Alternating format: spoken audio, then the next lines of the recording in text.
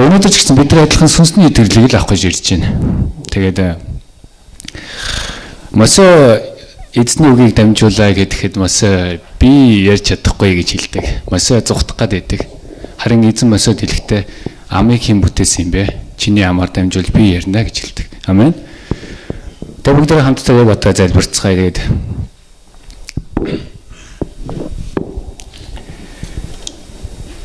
Тэнгэрийг эзэн минь ариун хийгээ цорын ганц миний эзэн минь алдар магтаалыг авах цорын ганц нэг мал та билээ аваа. Та хүүтэйгээ ярих болтгоо аваа. Та тэгээд хүүтэй өнөөдөр үгийн цагийг үнэхээр ойлгуулж их болтгоо аваа. Хүн өнөөдөр ч гэсэн таныг сонсомоор байна аваа. Учир нь ихэнд үг байсан, үг бол бурхан юм а гэж хэлсэн. Тэгээд та миний амьдралд өөрчлөлтийг өгөх болтгоо аваа. Танаас гуйна аваа. Тэгээд миний сүнсний аврагч эзэн Есүс нэрээр хүнгууж байна аваа. Амен. За тэгээд би тэндээс усаа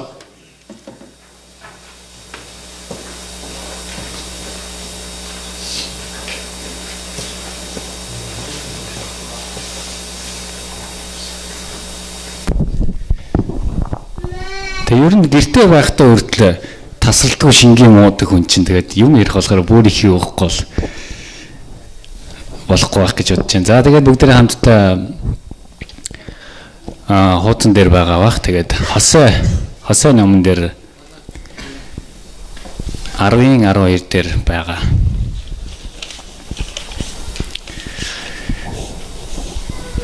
Тэгээд Библи бол өөрөө бидэнд маш их зүйлийг хэлдэг. Библиэд нь яаж үнэн явах уу, яаж шудраг явах уу, яаж ариун явах уу, яаж итгэмжтэй явах уу гэдгийг Библиэд нь заадаг байгаа. Тэгэд энэ хэсэг дээр бол Хосей буюу энэ эзний бас иш үзүүлгийн үгнүүд энэ байгаа. Хосей ном, за цаашаад Мика, Амор гэдэг эдгээр бүгдээрээ эзний иш үзүүлгийн номнууд байгаа. Тэгээд энэ дээр бүгдээрээ хамтдаа зүгээр харъя бүгдээрээ. Зөв шударгыг тариалж гэсэн байна. Тэгээд бид нар тариалж гэхээр тариачин хүн байгаа зүйлэл тарина. Юу байна түүгээ тарина. Тэгвэл өнгөрсөн 7 миний амьдрал нэг энгийн зүйл болсон л да. Энгийн ч гэж Монголд манай хатам аав юм байна. Аав нь тэгээд биний хамаатан л зүгэн л да. Би анх удаа харж байгаа дэр заддаг. Тэгээд дээр нэг залуу Японд руу явах га 4 хоногийн хугацаанд манай гэрт ирээд тэгээд 4 амарчаа явсан байгаа. Тэгээд тэр залуу болохоор Японд олон жил амьдарч байсан. Тэгээ Япон хэлийг маш сайнаар сурсан, эзэмсэн. Тэгээд Монголд одоо өөрийн гэсэн байр суурьтай, боловсролтой, ажлын местэй ийм өсөж яваа ийм чадварлаг залуу байгаа. Тэгээд 4 хоногийн хугацаанд манай гэрт байгаад Солонгос нэг 4 хоног тэгээ Япон явах энэ замдаа тэгээд би бас хамтдаа нөхөрлөж байсан. Тэгээд надад маш их зүйлийг ярьж байсан. Би бас маш их зүйлийг асуугаад бид хоёр хоорондоо ингэж нэлээд их зүйл ярилцж байсан.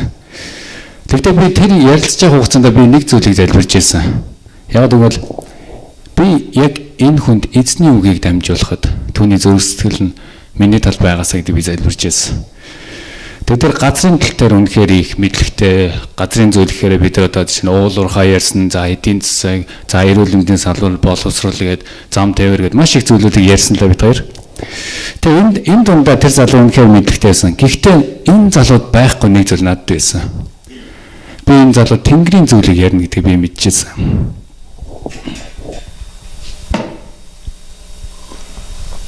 За энийг зүгээр ойлгоорой. Энэ цаа чинь уухгүй болно хоолон зуураад онж шүү. Тэгээд би Тэнгэрийн зүйлийг ярина гэдгийг мэдчихсэн. Тэгээд би яг эзний өмнө би залбирч байсан. Эзний үг бол сүнсний сэлэм гэж эзэн хэлсэн мэт. Сүнсний сэлэм бөгөөд бие болоод ясанд чинь шимдэж ялтай гэж бүр хэлсэн мэт. Тэгээд надад тэр залууд би яг сайн мэдээг ярих тэр цагийг эзэн та бэлдэж өгөөрэй гэдэг би гуйж ясан. Тэгээд бид хоёрыг орой 8 цаг үед хоёулахна гэртээ байгаад бас юм ярьж байгаа. Тэгээд тэр миний хичээл хийдэг суудлын дээр сууж ирсэн. Гинт миний яг хичээл хийдэг суудлын цаана нэг өөрөө нандаа бид хоёр эхнэр бид хоёр хамтдаа хийсэн нэг загалмааны тийм нэг хэсэг байдیں۔ Тэр нь л орчоо тэгээ өөрөө ер нь сүм солонгосуудад хэрэг солонгосууд сүмд монголчууд хэрэг явж гин гэдэг асуусан. Тэг яг тэр үед би баярлсан. За одоо би яг эзний үгээр би тотлох цаг боллоо гэдэг. Тэг би баярлаад тэгээд тэр залуу тэгээд нэг өөрөө хажууд нь өөрийнх нь утас гэдэг S4 гэдэг утас байсан л да. Тэг би утсыг харчаад утасныхын дагуу би хэлсэн. Энэ нууц Солонгост үйлдвэрлэгдсэн Samsung корпорацид. Тэгээд энэ нууц ямар нэгэн байдлаар эвдэрх юм бол бид нар Samsung корпорац буюу үйлдвэрсэн газар нь өгөх юм бол энэ нууцыг хамгийн сайнаар янзлаад бидэнд өгнө. Тэгвэл бид нар өөрсдөө хийсэн зүйлээ буцаагаад ингээ янзлаад хийж чаддаг бол хэн хийсэн, хэн бүтээсэн тэр нь янзлж чаддаг бол бид нар техник дээр ингэж янзлж чаддаг юм мэдж байгаа бол бид нар өөрсдөө буюу хүн бид нар өөрсдөө эвдрэхэд бидний хэн янзлдаг вэ гэдэг энэ зүйл гарч ирдэг. Тэгээд тэр залуу минь өөрөө яг яагаад ч ингэж ихэн бүр сортолцоод ирсэн л дээ. Тэгээд би хэлсэн. Тэг хүн бол өөрөө бүтээгч эзэнтэй. Харин бүтээгч эзэн гэдэг би Библийг гаргаад ярьсан. За 6 өдөр ийм болсон байна, 7 дахь өдөр бурхан амарсан байна. Тэгээд энэ дээр буюу Эхлэл номын 2-ын 7 дээр хэлсэн байдаг. Бурхан хүнийг бүтээгээд амийн амьсгалыг нь хамраар нь орууллаа гэдэг. Яг энэ хэсгийг би уншсан. Өнөөдөр чи амьд байна, би амьд байна те. Бидэнд өнөөдөр амьд байна. Тэгвэл бид өнөөдөр бүтээгчээ таньж мэдсэн байвал бид өнөөдөр эвдэрсэн байдаг. Бүтээгчээ таньж мэдгээс өмнө бид эвдэрсэн байдаг. Хүн магадгүй яаж эвдэрснээ мэддэггүй. За жишээ нь хүн атаархаж, за мөн хорсож, за уурлаж, за бардам зан гаргаж энэ дандаа хүний эвдэрч байгаа төр төрхөөд. Тэгвэл энийг хүмүүс янзлах ёстой. Харин яаж янзлах вэ? Хүн өөрийнхөө бүтээгч буюу бурхан дээр ирснээр үнийг янзлж эхэлдэг. Бурханыгаа таньж мэдээр янзлж эхэлдэг. Тэгвэл хүмүүс бид нар яг өөрсдөө юмыг янзлж чаддаг шиг бид нар өөрсдөө янзлахын тулд бид нар бурхан дээр ирж дараа нь бурхан биднийг янзалдаг. Бурхан биднийг эдгээдэг. Бурхан биднийг чөлөөлдөг. Бид нар хин нэгнийг үл уужсан байгаа тэр зүйлээ өөрөө гаргах гээд гаргаж чадахгүй бол бурхан үүнийг гаргаж өгдөг, хийж өгдөг бидний өмнөөс. Амин. Тэгээ би үүнийг тэр залууд хэлээд. Тэр залуу болохоор Солонгост Японд руу явж байгаа зүйл нь өөрийнхөө компанийн маш том тийм прожект гэж өөрөө ярьж байгаа юм л да. Төслийн дагуу ингээд явж байгаа. Тэгээ төслийн дагуу явж байгаа. Тэгээд тэр зүйлээ ингээд өөрөө Япон хэлийг маш сайн сурсан.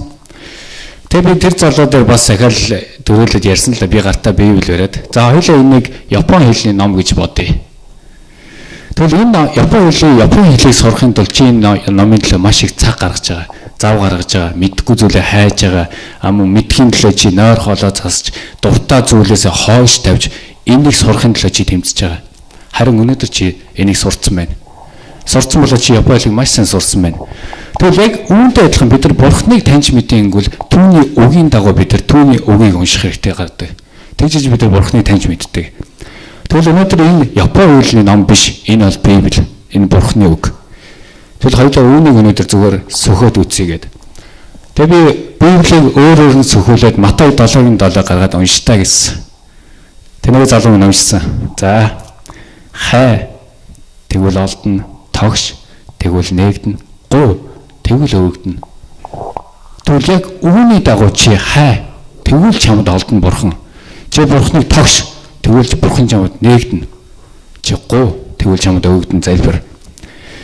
Тэр нөгөө залуу минь өмнө нь бид хоёр маш их зүйлийн тухай ярьж байсан. Тэр надад ямар нэгэн байдлаар ингэж өөрийнхөө мэддэг зүйлээ маш илүүгээр ярьсан. Тэр цаг мөчид тэр хэл өгөх олдог. Тэг яагаад олдог вэ гэвэл би түүний мэдээгүйсэн зүйлийг ярьсан. Би Тэнгэрийн зүйлийг би чамд яриа гэж ярьсан.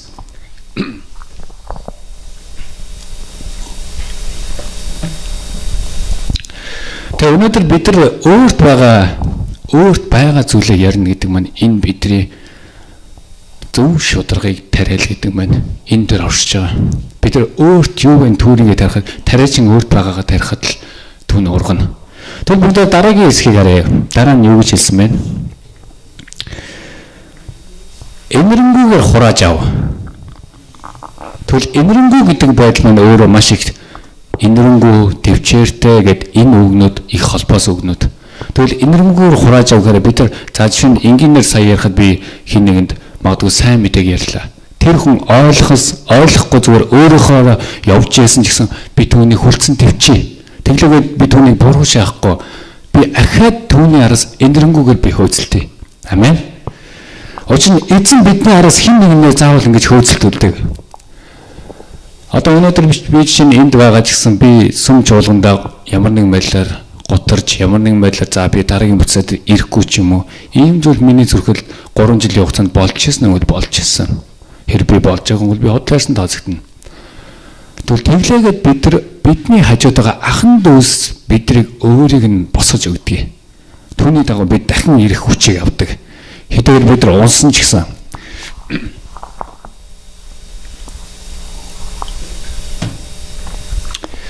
Бид нар унсан ч гэсэн дахин ирэх хүчийг авдаг. Тэгвэл энэрэнгүйгээр хурааж авах гэдэг маань дотроо үнэхээр гайхалтай задарна. Тэгээ энэрэнгүү төвчээргүүд за би нэг зүйлийг ярья. Хойд Каролинд Рубин Хамилтон гэдэг нэг эмэгтэй, итгэгч эмэгтэй.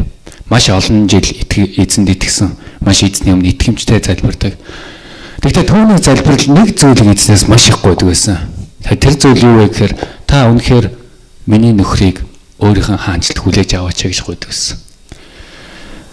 Харин үнэхээр их олон залбирсан ч гэсэн түүний залбирал нэг л яг түүний зүрхэнд хүрэхгүй байсан. Тэгээ тэр итгэлээч гэсэн эзний өмнө төвчээртэйгээ тэр гуйдаг байсан. Харин яг нэг өдөр гууж явах үед эзэн түүний зүрхэнд өөрийн амар тайвныг өгсөн. Юунд ч бүү санаа зов гэж хэлсэн. Тэгээ тэр баярлсан. Эзэн одоо миний нөхрийг аврах гэж байгаа мэн гэд маш их баярлсан. Тэгээд эзэнд итгэсэн. Харин төдөлгөө нөхөр нь автын ослооднаас уртсан. Тэр эмэгтэйгийн хувьд бол маш хүндэр туссан. Би эзний өмнө ингэж гуугаад ингээд хэлсэн ч гэсэн эзэн өөрөө надад юунд ч бүү санаа зов гэж хэлсэн шүү дээ. Тэгсээр өнөөдөр миний нөхөр нас орчлаа гэдэг. Нөгөө эмэгтэй сэтгэлээр унаад тэгээд итгэлийн амьдралаас холдсон. Холдоод 5 жилийн дараа 5 жил өнгөрсөн байсан. Харин 5 жилийн дараа эхнэр нөхөр хоёр хамт өмнө нь бизнес хийдэг байсан байгаа л да. Тэгээд 5 жилийн дараа түүний албан байгууллагын үүдэн дээр ресепшн дээр нэг залуу буюу Рожер гэдэг нэртэй залуу хурж ирээд ресепшнээс асуудаг. Мистер Хамилтонтой би уулзсан юм а гэж хэлдэг. Харин нөгөө ресепшн болохоор юу гэж хэлэхээ мэдгүй уучлаарай мистер Хамилтон байхгүй байгаад бол та Руби Хамилтон буюу түүний их нэртэй уулзнаа гэж хэлдэг баг. Тэгээ нөгөө залуу их нэртэй нь уулзах гэж ирдэг. Тэгээд мистер Хамилтонтой уулзсан гэсэн чинь их нэр нь одоогор байхгүй гэж хэлсэн. Байхгүй гэж хэлсэн.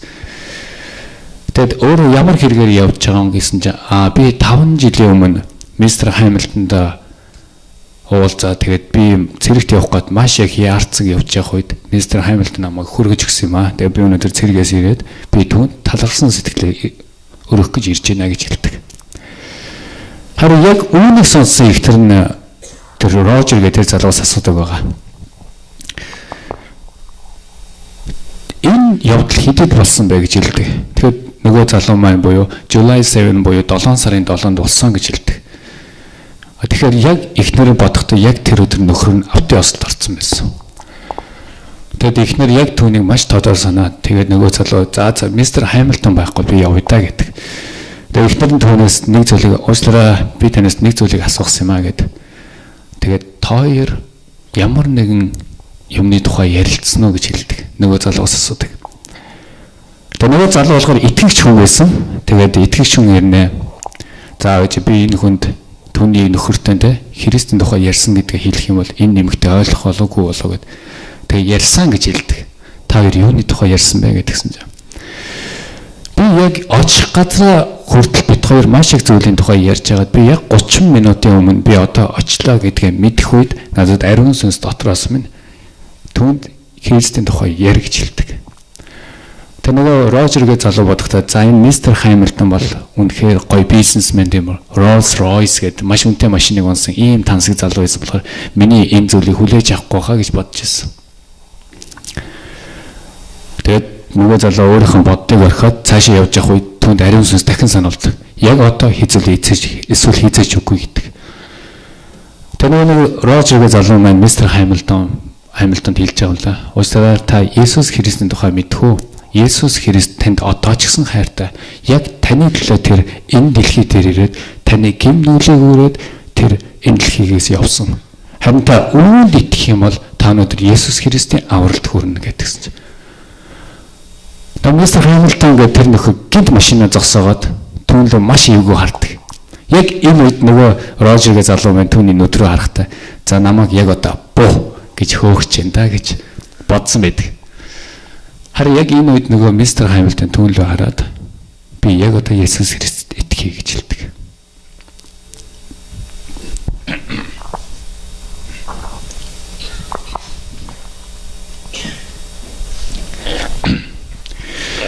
Тэгээ яг энэ үед тэр хоёр хамтдаа гимшээд гимшлийн залбирал хийдэг. Учир нь хүмүүс маш их гимтэй. Тэгээ тийм болохоор тэр мистер Хамилтон тэгээ дүүнийг хүргэж өгөөд буцаад явж явах замдаа автобуст ороод нас орсон байгаа. Харин үүнийг сонссон Робин Хамилтон буюу түүний ихтер нь яг юу болсон бэ гэвэл үүний цараа энэ түүх ингэ зогсдог. Тэгээ би энэ цаашаа ерөөсөн мэдгүй. Тэгтээ магадгүй төсөөлөл үзэх юм бол энэ эмэгтэй бурханд маш их талархсан баг. Яг тэгвэл түүний хүслийг бурхан аль сонсцсон байсан. Амен. Тэгээ бүгдээрээ эзний өмнө итгэл дотроо цөхрөлтгүй байгаараа. Эзэн энэ саяны үгэн дээр юу гэж хэлсэн бэ? Энэрэнгүйгээр хурааж ав. Бүгдээрээ цөхрөлтгүй байгаараа. Ямар нэгэн байдлаар бүх буцаараа. Төвчээртэй байгаараа. Эзний үгийг хэн нэгэн дамжуулсан бол магадгүй хэн нэгэн эзний үгийг сонссон байгаа бол чиний нүдэн дээр итгэмжгүй юм санагдсан ч гэсэн цөхрөлтгүйгээр түүний яраас хөдөлгөөрэй. Амен. Тэр бүгд хамтдаа дараагийн хэсгийг харъя. Боловсруулаагүй газраа хагал.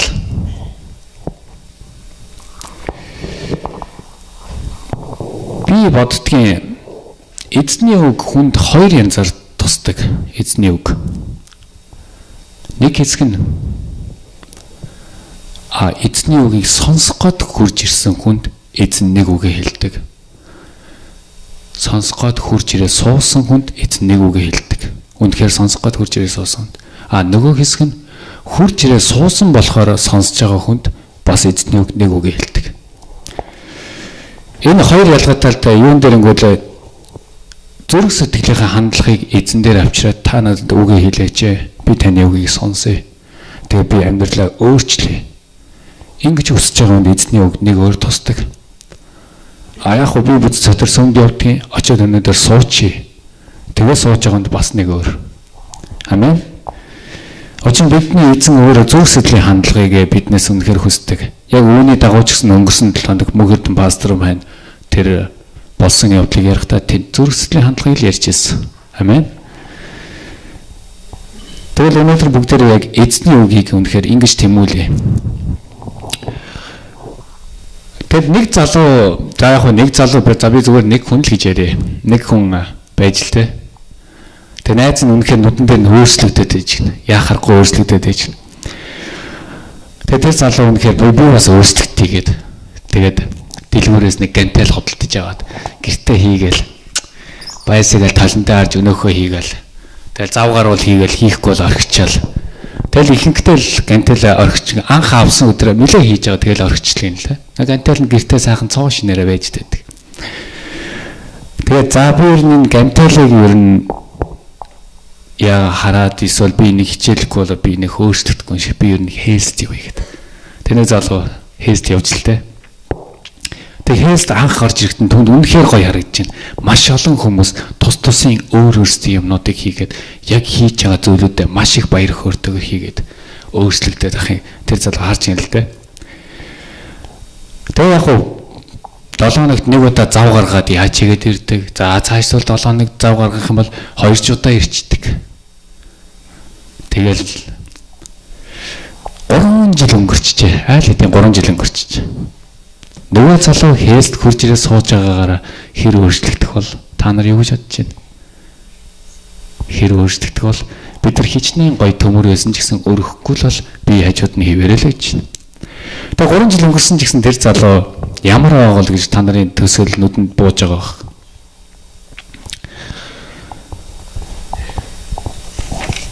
Тэгвэл гантел гэдгийг бүгдээрээ хамтдаа Библи гэж авъя. Гантел гэдэг бүгдээрээ Библигээ бодчих. Хээс гэдгийг бүгдээрээ сүмж олонгээ бодчих. Маш олон хүмүүс нүдэндээ нөөцлөгдөж байна. Магадгүй чи өөрөө зүрх сэтгэлээрээ ирэхгүй бол чи энэ сумж болгонд 30 жил явсан чи хэвээрэл байна. Чи өөрийгөө таньж чадахгүй. Чи хэвээрэл байна. Чиний гэрт цоо шин гантал байсан ч гэсэн чи өөрөө өрөхгүй бол чи хэвээрэл байна. Тэг бүгдээ хамтдаа эзний үгийг хамтдаа судлаа. Амен. Тэгвэл бүгдээ дараагийн үгийг харъя да.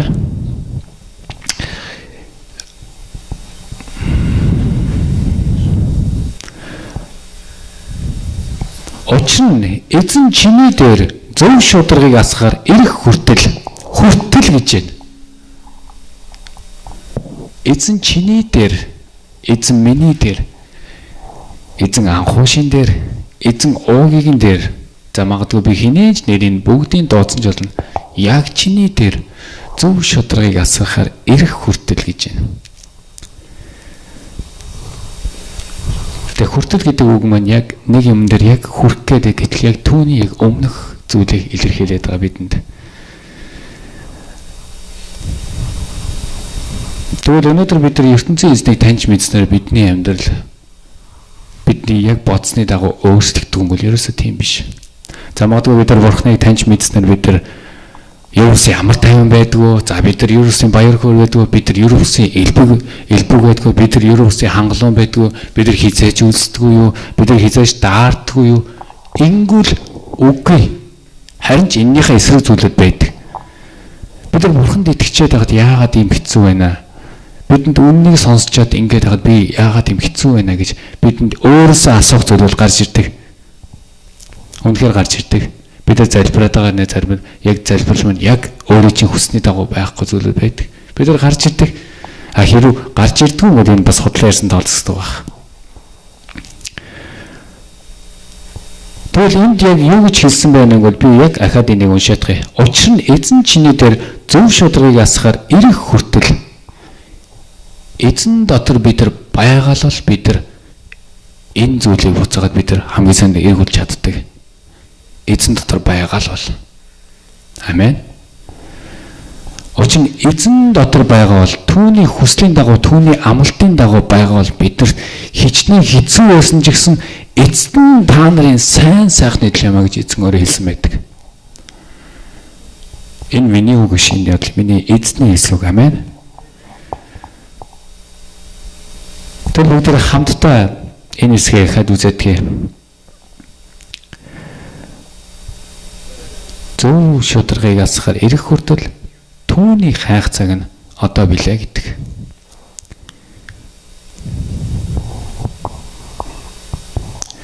Тэр бүгдээрээ түүнийг хайхаас өмнө түүнийг ирэх хүртэл өөрсдөө бэлтээ. Бид нар үнэхээр бэлдэх ёстой.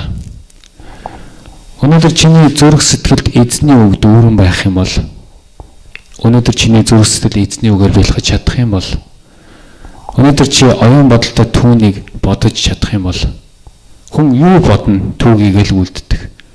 Учир нь бидний ам, бидний зүрх сэтгэл чинь түүнийг л дамжуулдаг. Бичээсрээ Библийн үгэн дээр эзэн өөрөө бидэнд ингэж хэлсэн байдаг. Тэгвэл бүгдээрээ тэгж чадах юм бол түүнийг бэлгэлээр дүүрэн байж чадах юм бол яг одоо түүнийг хайх цаг нь. Амен. Яг одоо түүнийг хайх цаг нь. Тэгвэл эзэн бидэнд ингэж өгөө өгдөг. За бүгдээ ахаад бүр энийг бүр ихнээс нь хамтдаа уншъя.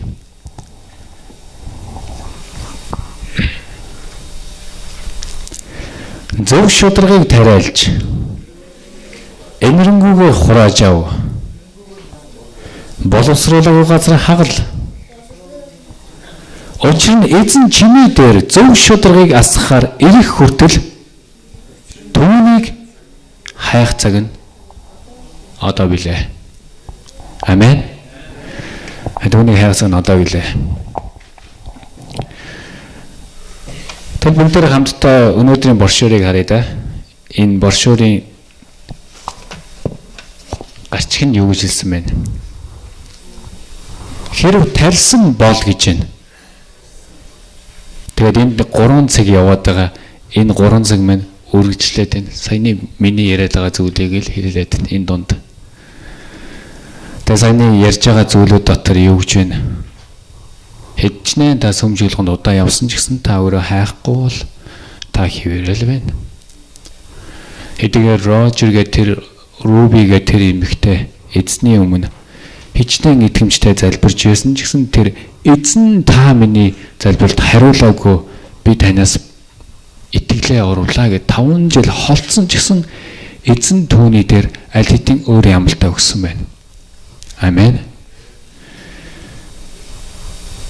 Тэгэхээр өнөөдөр бид нэр өөрт юу вэ? Түүнийг л тарих ёстой. Тэгээс бид нар ямар нэг мэлээр өөрт байхгүй зүйлээ тарих гэж ерөөсөө хүчтэй биднээс гарч чадахгүй. Яаж гарч чадахгүй? Тэгээд болохоор бүгдээрээ хамтдаа эзний үгэн дотор байж мөн хэн нэгэн чиний нүдэн дээр үгүй гэж бодсон ч гэсэн чи түүнийг итгэмжтэйгээр тууштайгаар халамжил. Тэгмүн түүнийг халамжил өөрт байгаагаа гарга. Амун дараа нь эзэн чамд чиний дээр зөв шударгаар алсахаар ирэх хүртэл өөрийгөө бэлд. Хэрэг тэгж чадвал эзэн яг одоо ч гэсэн чамтай хамт байна. Амен. Тэгэд хэрэг тарьсан бол ургуул. Энд байгаа бид нар хизээний итгэлийн үрийг тарьсан хүмүүс. Хэрэг бидэнд итгэлийн үр байхгүй гэж хэлэх юм бол бид өнөөдөр ариун сүнсний өмнө хотлоо ярьж ийн гэсэн үг. Итгэлийн үр байгаа. Тэгээд тэр мөнх эрдэнэ тэр залуугийн өмнөөс би бас өнөөдөр ч гэсэн залбирсан. Тэгээд ягаад чинь бид нар өөрсдийнхөө нүдээр бодохдоо Есүс Христ сургаалсаа заагаа сууж байхад түүнд хэлдэг гадаа ээж чин ах чин дүү чи ирсэн байна гэж хэлдэг. Харин Есүс Христ яг тэр үед хэн миний ээж юм бэ? Хэн миний ах юм бэ? Хэн миний дүү юм бэ? Хэн Бурхны үгийг хайж ин тэр миний ах, тэр миний ээж, тэр миний дүү гэж хэлдэг. Амен. Тэгээд тэр өөртөө энэ минийх гэж өөртөөхөн гэр бүлийг өөртөөхөн зүйлүүдийг өмчлөх зөрөслийн хандаг гарч ирдэг бол харин Бурхны өмнө бол энэ үгүй юм аа. Бурхны өмнө би ч гэсэн Бурхны хүүхэд, та ч гэсэн Бурхны хүүхэд.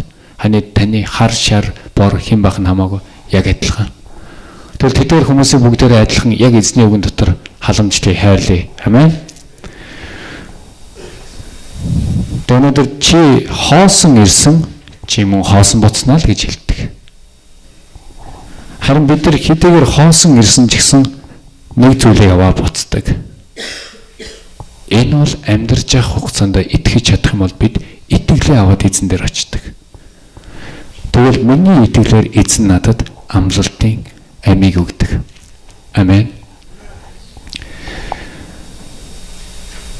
Тэгээд би Солонгос ирсэн тэр залуугийн хувьд би тэр залууг хамгийн баян залуугаар би тодорхойлно.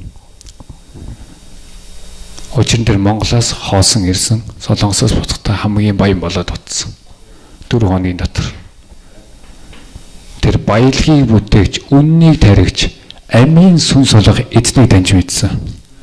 Амен. Тэр хамгийн баян залуу болсон. Өнөөдөр би тэр залууг 4 цагт би автобусны бодол дээр өөрөөр гаргаж ирсэн байгаа. Тэгээ Евробусын баяр тайван, Евробусын зүйл түүний нүдэнд үнэхээр байсан. Учир нь тэр хаанаас сонсоогүй тэр зүйлээ сонссон. Тэгвэл өнөөдөр бид яг адилхан бид нар хаанч гисэн үнийг хийх боломжтой. Бид байгаа газараа зөвхөн өөрсдөө яг эзний үгэн дотор бэлдээ. Тэгээд өнөөдөр эргэн тойронд бидний нүдээр харахад итгэлийг аваагүй маш олон хүмүүс байдаг. Бид нар итгэлийн тунхагладаг өгсөн амьд бүх хүнийг шүүх цорын ганц хүү гэдэг. Энэ өгсөн амьд гэдэг энэ зүйл дээр нэлээд дэхэн надаас нэг манай золоо төмөний өнгөцгөн асууад би яг хариулах гэсэн чи доошоо буугаа явчихжээ. Гэхдээ энийг би яг одоо сүнсний нүдээр хариулъя. Магадгүй та үннээр бүгээ сүнсээр гэж эзэн хэлдэг шиг та анхааралтай тагвал та яг одоо үнийг би хариулмаар байна. Өгсөн амьд бүх хүнийг шүүх гэхэд надаас өгсөн хүнийг хизээний өгсөн хүнийг яаж шүүх юм бэ гэж асууж ирсэн. Тэгвэл эзэн Эхлэл номын 2:9 дээр зөвхөн хамраар нь амийн амьсгалыг л өглөө гэдэг. амьсгалыг өглөө гэдэг. Харин амь гэдэг энэ зүйл бол эзэн дээр өөр байдаг. Тэгвэл бидний хамраас амьсгал маань авахдаа бид өгдөг. Бидний махан бие зогсдог. Тэгвэл өнөөдөр байгаа итгэлийн ахын дүүнээр хамраас амьсгал авсан ч гэсэн тэд амьтай. Тэд амьтай. Учир нь Бурхан өөрөө тэдний нэрийг амийн номын талхны амийн ном дээр тэдний нэрийг бичсэн байдаг. Миний нэрийг ч бичсэн, таны нэрийг ч бичсэн.